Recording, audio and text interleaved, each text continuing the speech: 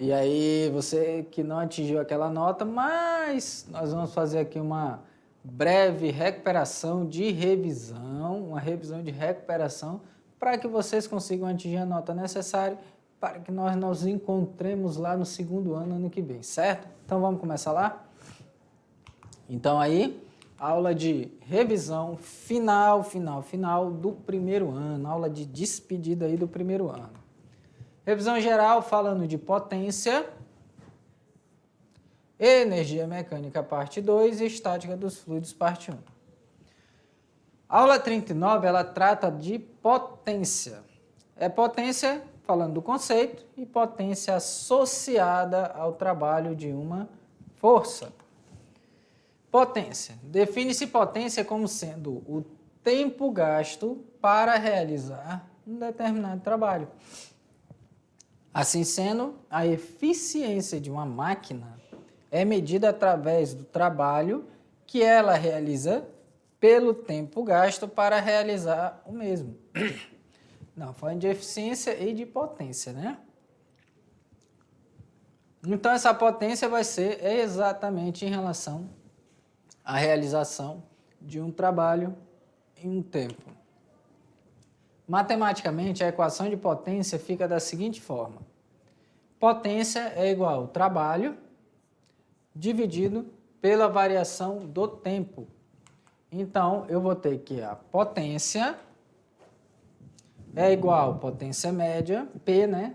ΔT igual tempo gasto para realizar e trabalho é o tal, né? Trabalho realizado pelo corpo. Isso aqui são os dados que você utiliza, as letras para representar, são símbolos, né? Matemáticos para representar os números que vocês vão substituir, as grandezas, né? O valor das grandezas. A unidade de potência no sistema internacional é o watt, representado pela letra W. Então, W aqui vai ser joules por segundo, né? Joules é a unidade de energia, que é o trabalho. E outra unidade também é cavalo a vapor, né? Mas isso aqui praticamente não usamos. Foi uma homenagem ao matemático e engenheiro escocês. Olha aqui, ó, a unidade, o watt, né? James Watt. Então, vamos dar uma olhadinha numa questão. Olha só, exemplo 1. Qual a potência média que um corpo desenvolve quando aplica a ele uma força horizontal com intensidade igual a 40 newtons por um percurso de 60 metros, sendo que o tempo gasto para percorrê-lo foi de 20 segundos. Então, aqui 20 segundos, anotando os dados. A potência é o trabalho dividido pelo tempo, mas o trabalho, eu sei que é o quê? É a força pelo deslocamento. Trabalho exatamente dessa forma que eu calculo. Então, substituindo aí 40 vezes 60 dividido por 2. Então, 6 vezes 4, 24. Acrescenta 2 zeros e divide por 20. Aí eu vou ter um total, né? Se eu eliminar aqui, fica bem facinho, ó. Elimina esse zero e esse zero. Então, eu vou ter 120 watts. Bem tranquila aí essa questão. Então, potência está relacionado com trabalho e trabalho está relacionado com força e deslocamento. Então, você pode aí substituir esses valores. Então, pessoal, analise que a primeira coisa foi anotar os dados. Você olha, tá tudo na unidade que eu quero, newton, metros e segundos? Fechou. Se tá tudo certo, vai para as contas. Antes de começar a multiplicar, dividir, isso aí nunca faça essa pergunta para um professor de física. Professor, multiplica ou divido? Não, isso aí é regra matemática, você tem que saber. Você tem que saber se está na unidade correta, qual o significado de cada letra da equação, o que é trabalho, tal, tá fácil? O que é força, F? O que é tempo, T minúsculo? Então, tudo isso é bem simples de observar. Vamos lá? Então, sempre observa isso, não vai só querendo fazer conta. Aula 41, energia mecânica parte 2. Na energia potencial gravitacional, relação entre trabalho e energia potencial gravitacional, né? Quando você relaciona trabalho com energia. Como calcular a energia potencial gravitacional? Um objeto de massa m, sempre ele tem que ter uma massa, o que é que ele vai fazer? Cair. Está a uma certa altura h em relação a um nível horizontal de referência. Então, meu nível é esse aqui, ó, horizontal de referência. Pode ser o chão, pode ser uma mesa, pode ser várias coisas. Então, sempre prestar atenção nessa situação aí. Certo? Então, sempre... E outra, energia potencial gravitacional pode ser armazenada e a elástica também.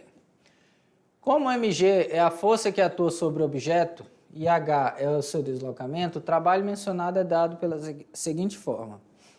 Trabalho é igual da força-peso, né? mgh, tal P, trabalho realizado, massa do corpo, aceleração da gravidade e altura. Isso aqui é pela letra, você já sabe.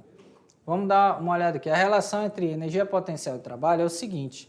Um corpo de massa m, inicialmente a uma altura HA, acima do nível de referência. Quando ele se desloca verticalmente do ponto A para o ponto B, seu peso realiza trabalho. Então, a força-peso está puxando ele para baixo, certo? Isso significa o quê? Que o trabalho, olha só, o trabalho de AB vai ser em relação à massa, G, e a variação de altura.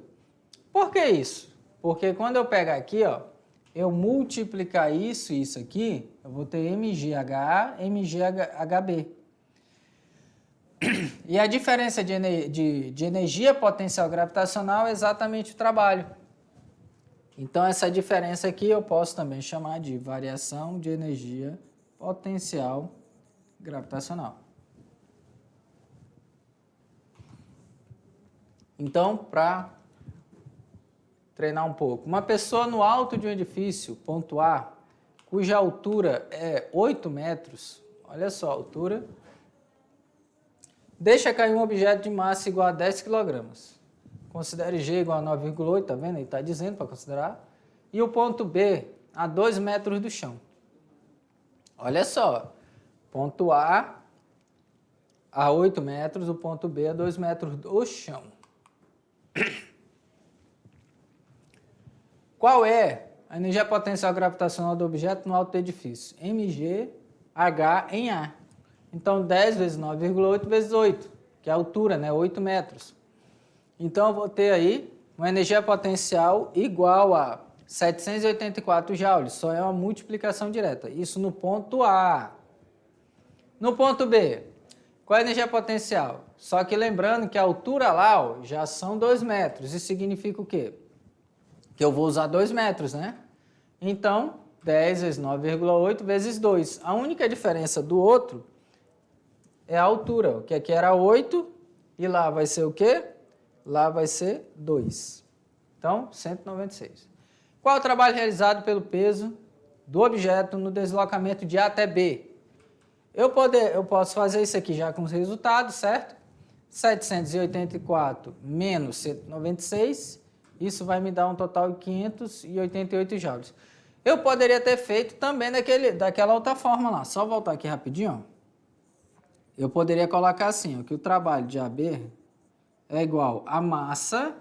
Qual é a massa? 10 vezes 9,8 vezes 8 menos 2.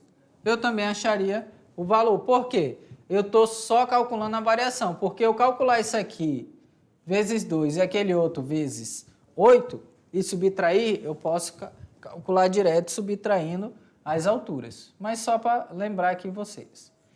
Façam passo a passo, estou mostrando que dá para ser feito, tá? Então, o trabalho é 588 joules. Cheguei aí na resposta da atividade. Deixar um pouquinho aqui para vocês anotarem, olhar bem, analisar.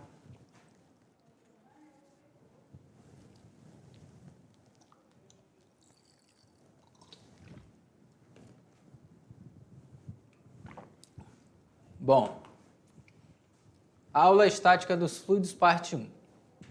Aqui fala de pressão, densidade e massa específica.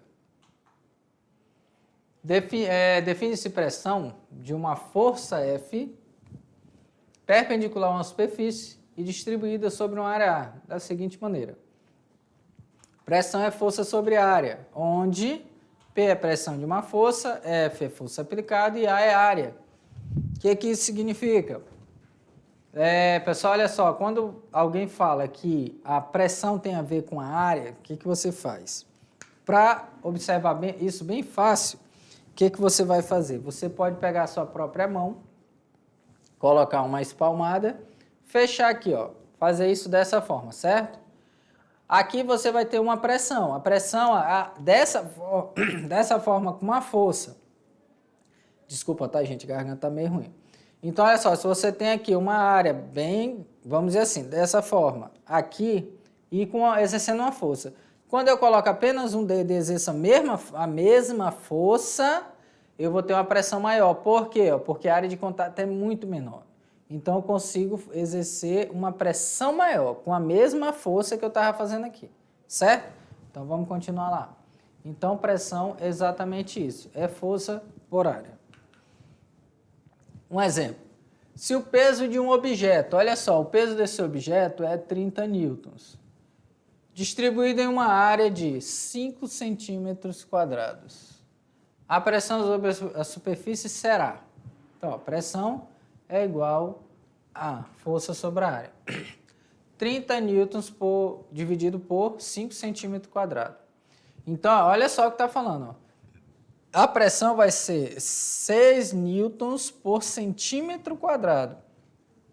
Quadradinho pequenininho de 1 centímetro, tá? Então, a resposta está dessa forma.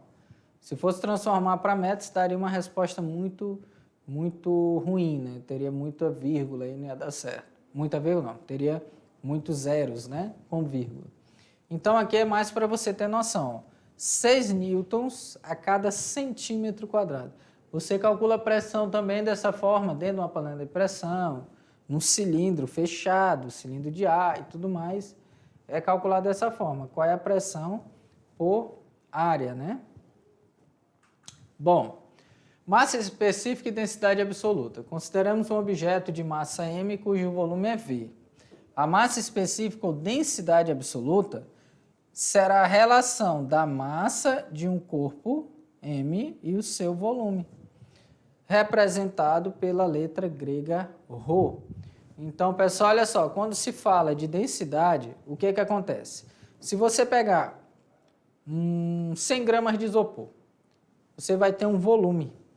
Se você pegar 100 gramas de ouro, você vai ter um volume muito menor. Então, o que eu vou falar? Que o ouro ele é muito mais denso do que o isopor, lógico, né?